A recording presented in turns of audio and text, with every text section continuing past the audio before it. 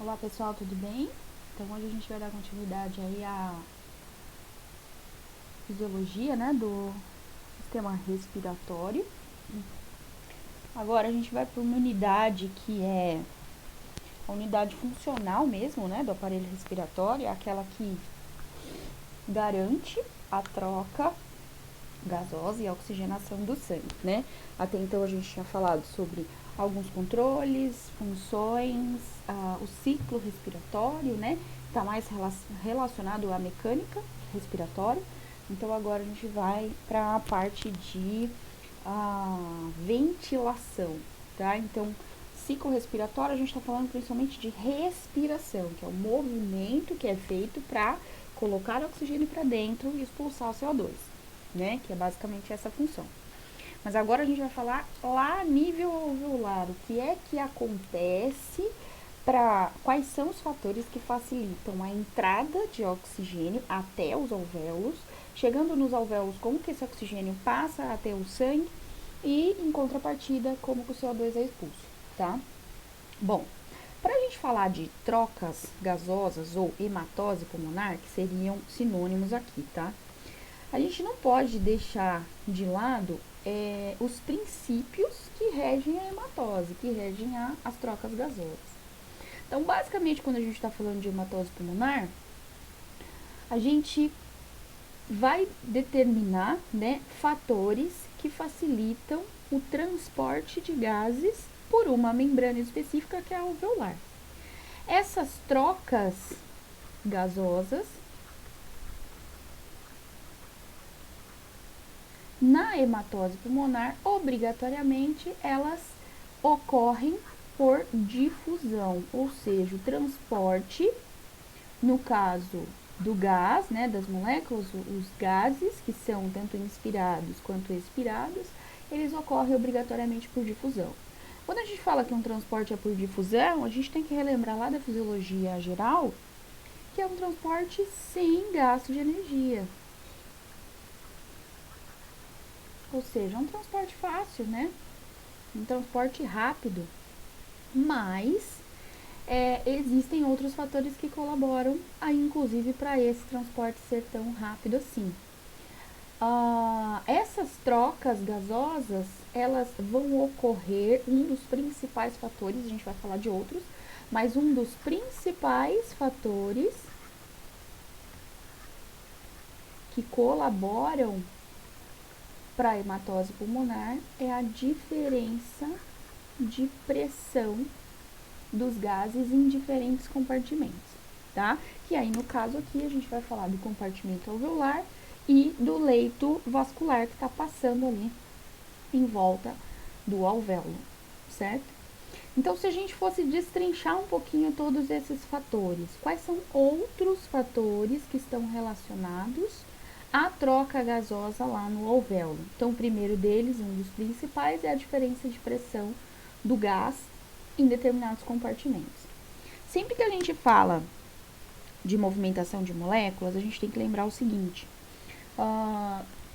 em um ambiente onde eu tenho muitas moléculas, a tendência é que essas moléculas queiram sair de lá, porque a pressão está muito alta. Então, a movimentação vai ser sempre de um local onde a pressão está alta para um local onde a pressão está mais baixa, né? A pressão ela está diretamente relacionada à quantidade de moléculas que tem ali. Então, se eu tenho menos em um local e mais no outro, a tendência é que pessoas, moléculas se movimentam do lugar onde está mais concentrado para onde está menos concentrado. Além disso, existe uma característica relacionada a cada gás que estabelece uma solubilidade dele em um meio líquido.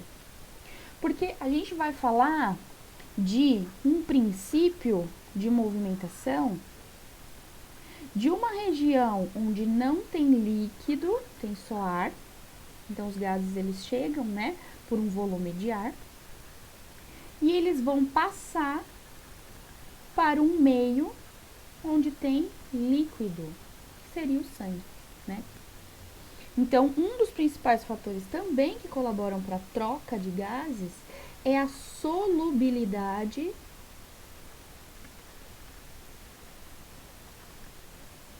do gás, e aí existem vários, mas a gente vai frisar principalmente dois, no líquido, especificamente no sangue. Tá? Então, todo gás tem um grau de solubilidade num líquido, em um meio líquido. Em comparativo, já adiantando aqui, os dois principais gases que a gente estuda nas trocas na hematose, que é o oxigênio e o dióxido de carbono, entre os dois, quem é mais solúvel em meio líquido é o CO2 e o oxigênio é menos.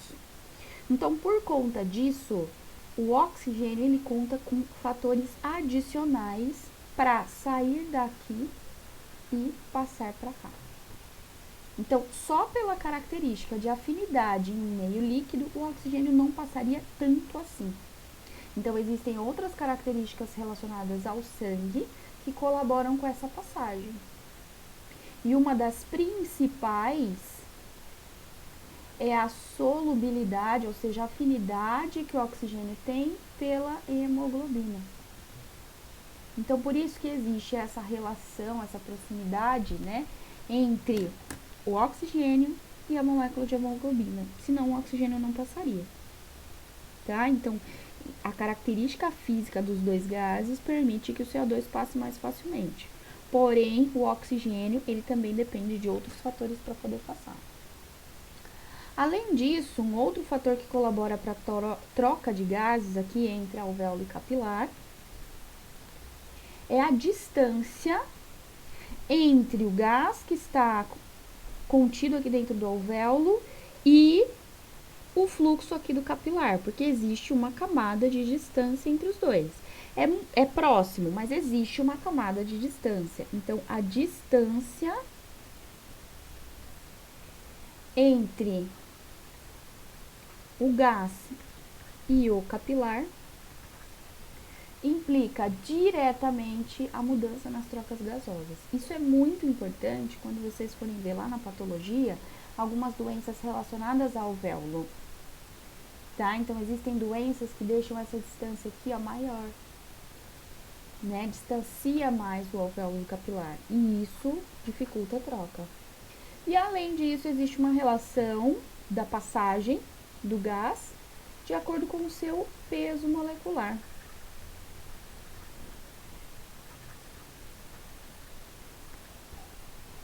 Também é diretamente proporcional. Quanto maior o peso, mais difícil a troca. Certo? Então, esses são fatores que estão correlacionados ali, princípios da hematose pulmonar. Bom, uma coisa que a gente tem que ter em mente, a gente tem que estudar antes de começar a falar de ventilação do alvéolo, é a característica do ar que a gente inspira. Ele vai mudar ao longo do trajeto do aparelho respiratório. A gente muda um pouco a característica desse ar. Nem tudo que está atmosférico e que entra na nossa narina é o que vai chegar no alvéolo. Então, vamos fazer aqui uma linha de comparação entre o ar atmosférico, a característica, né, do ar atmosférico,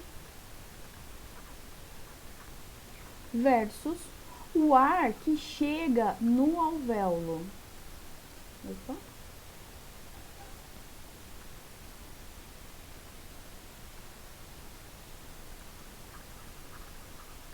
O que é que muda, o que tem de diferente no ar que vai chegar lá na unidade funcional? Basicamente, nós temos na composição aqui do ar atmosférico nitrogênio, não é o mesmo nitrogênio que a gente usa para quebrar as coisas e deixar tudo duro. Uma molécula de nitrogênio, oxigênio, dióxido de carbono e água. Então, essa é a composição do ar atmosférico. As mesmas moléculas vão chegar no alvéolo, só que em uma quantidade diferente. Parte desse gás vai se perder no caminho, desde a narina até os alvéolos, e algumas moléculas vão ser reforçadas no caminho. Então, no ar atmosférico, nós temos 78% de nitrogênio. É bastante, né? Uma das funções do nitrogênio no ar atmosférico é impedir o colabamento dos alvéolos. Então, é ele que garante uma tensão superficial nos alvéolos e faz com que o alvéolo fique sempre redondinho e aberto. É uma das características. Tá? Então, por isso que a gente não pode o engenheiro que fez isso é muito inteligente e sabia que a gente inspirar só oxigênio seria tóxico, o alvéolo iria se fechar e a gente não ia conseguir respirar. Tá? Junto com isso, existe um líquido dentro do alvéolo que permite que ele fique sempre abertinho, assim, redondo. Então, o nitrogênio é um dos fatores que colaboram para esse alvéolo nunca se fechar. Certo? Em grande quantidade. O oxigênio no ar atmosférico chega em torno, vocês podem ver uma mudança nesses valores, mas vai estar muito próximo, tá? Eu arredondei para ficar mais fácil o entendimento. Então, o oxigênio no ar atmosférico, ele chega em torno de 21% em concentração. CO2 tem muito, muito pouco. Não é insignificante, mas é muito, muito pouco. Em torno de 0,04%. A gente expira ele, mas na expiração não. E a quantidade de moléculas de água, né, que garantem a umidade, depende um pouco de cada região, mas é em média 0,5%. Então é essa a característica do ar atmosférico, aquele que a gente inspira. Só que ao longo do trajeto aqui, da porção condutora, do aparelho respiratório, essas características elas vão se perdendo, porque a gente está falando principalmente desses 3 primeiros de gases, né? Eles são facilmente difundidos, eles se perdem muito facilmente, tá? E são muito solúveis, às vezes em água.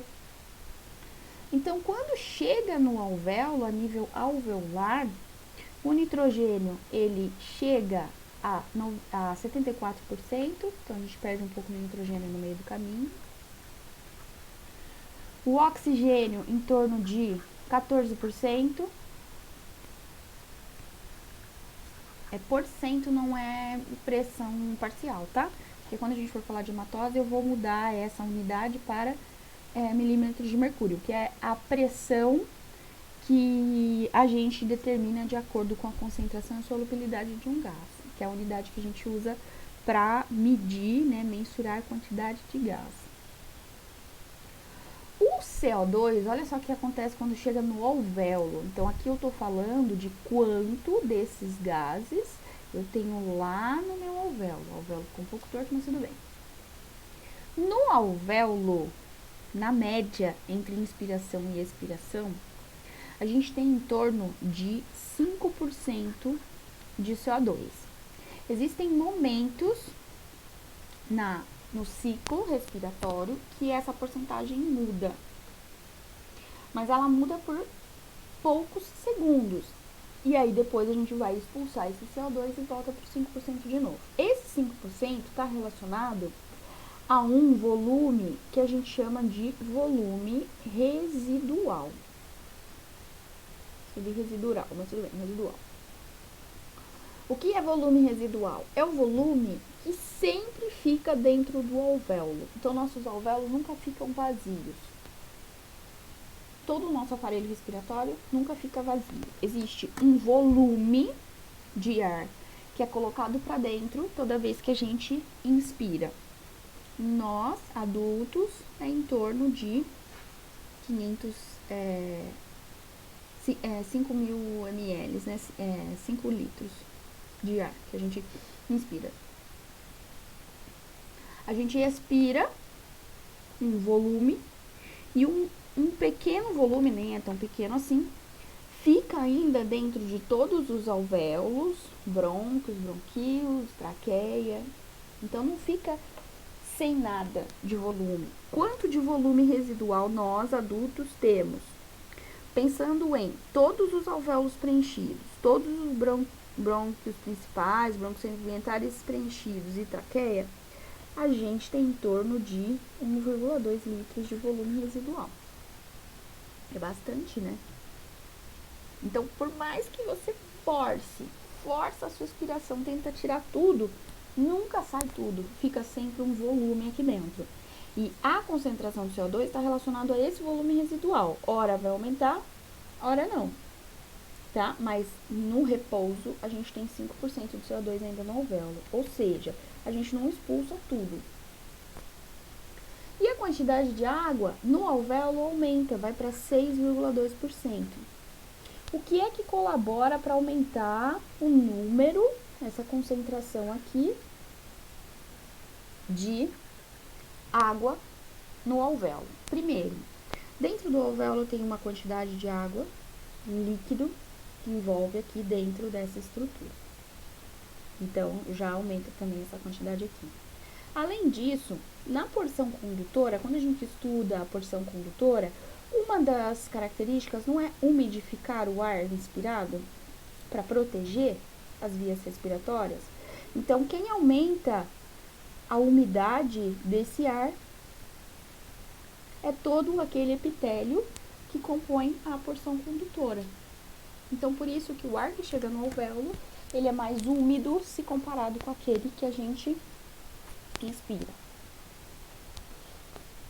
Por isso que as pessoas falam de sempre se hidratar em regiões onde o ar, né, a umidade relativa do ar está muito baixa, tomar cuidado, porque pode causar problemas respiratórios. Porque uma das funções dessa umidificação é proteção.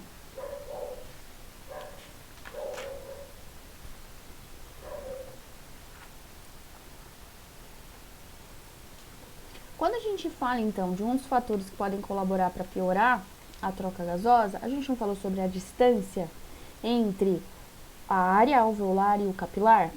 Então, só relembrando que provavelmente vocês já tiveram com o professor João, mas se a gente for avaliar as membranas que compõem um alvéolo e as membranas que compõem um capilar,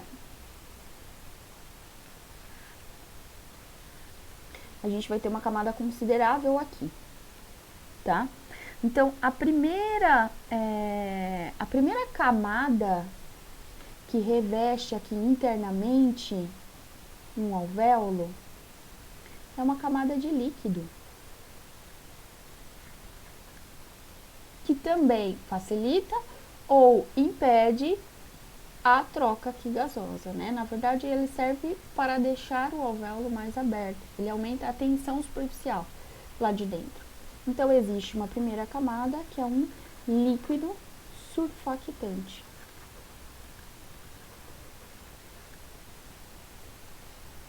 Logo após esse líquido, abaixo desse líquido, a gente encontra uma camada, um epitélio, que é aquele epitélio composto por pneumócitos, células de defesa e tudo mais. Então, existe um epitélio alveolar logo abaixo do líquido surfactante. Então, é um epitélio composto por células, né? Aí as células ficariam dispostas aqui. Não é meu objetivo repassar isso que você já tiver. Abaixo do epitélio, a gente encontra sempre quem? Como eu estou falando de uma estrutura que é microscópica e muito delicada, existe uma membrana que mantém a estrutura, né, desse alvéolo, que é a membrana basal alveolar.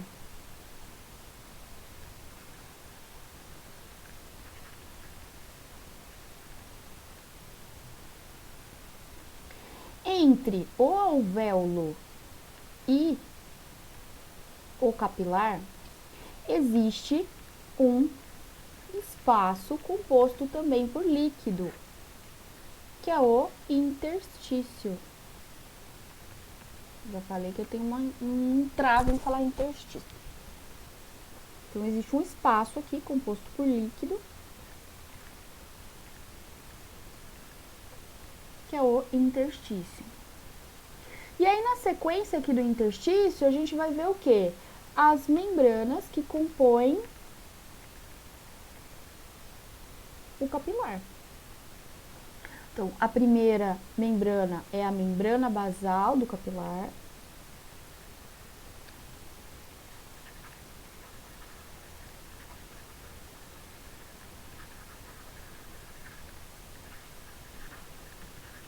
é aquela que também dá estruturação ao vaso, desculpa.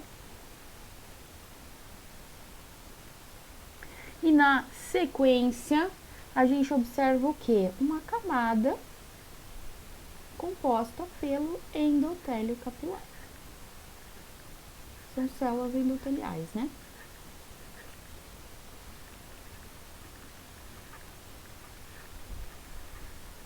Capilar até mais simples do que o próprio alvéolo. Então, olha só, mesmo sendo uma estrutura bem delicada, olha quanto de camada que o gás precisa passar para chegar até o sangue. Bastante, né? Ó, 1, 2, 3, 4, 5, 6 camadas. Por que a gente fala que a espessura e a distância pode comprometer a troca? Porque se uma dessas camadas estiverem mais espessas do que o normal, isso vai dificultar a passagem. Eu vou dar um exemplo clínico. Hoje, a gente já trabalha com fluido, soro, mais restritivo. Por quê? Porque vários estudos, e não foram tão recentes assim, mostraram que o interstício alveolar aumenta consideravelmente quando a gente dá soro demais. Então, se eu der uma taxa muito alta de soro para um paciente que não precisaria de volume, para onde vai parar esse líquido? Um dos principais compartimentos que recrutam líquido demais quando é dado na circulação é esse interstício alveolar. Todo o interstício, na verdade, mas o alveolar, ele é um dos que mais recrutam líquido, principalmente em cães e gatos. Principalmente, tá? Entre todos os pacientes que vocês vão ter, os cães e os gatos, o gato mais, é o que mais recruta líquido para cá. Se eu der soro demais. Aí vamos pensar o seguinte, dei soro demais pro meu paciente e essa camada dobrou de tamanho, tem muito líquido ali. Se o gás ele não tem uma solubilidade tão alta pelo líquido, vai ser mais fácil ou mais difícil ele chegar até aqui, no lúmen do vaso. Vai ser mais difícil, porque agora ele tem uma camada mais espessa para passar. Tá? Então, quanto mais espessos são essas camadas, inclusive o epitélio alveolar, que está relacionado à inflamação. Então, indivíduos que têm inflamação alveolar, o epitélio fica mais espesso. A membrana basal também pode ser mais espessa. O endotélio capilar também pode ser mais espesso, inflamado. E isso tudo compromete com trocas gasosas, tá? Então, é algo que às vezes a gente esquece, né? A gente acha que no pulmão tudo passa fácil. Não é bem assim, tá? Então, se a gente for pensar em fatores, se a gente for correlacionar aqui, ó, fatores que interferem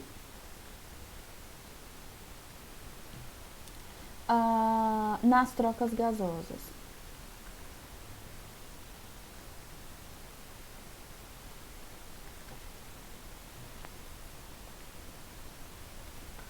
Que a gente listaria a espessura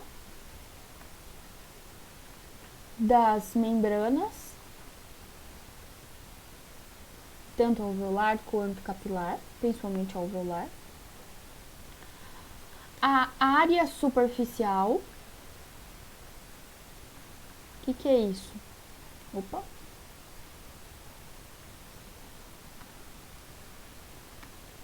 Área superficial é a área de contato do alvéolo com os capilares. Os capilares, eles passam todos em volta aqui. Ficam todo emaranhado aqui em volta do alvéolo. Então, tem milhares de capilares aqui. Quanto maior a área, a superfície de contato entre essas duas membranas, melhor é a troca. Quanto menor a área superficial, menor é a troca. Digamos que esse paciente, ele tenha, deixa eu ver, ele tem uma camada de pus aqui, ó, pneumonia. E aqui.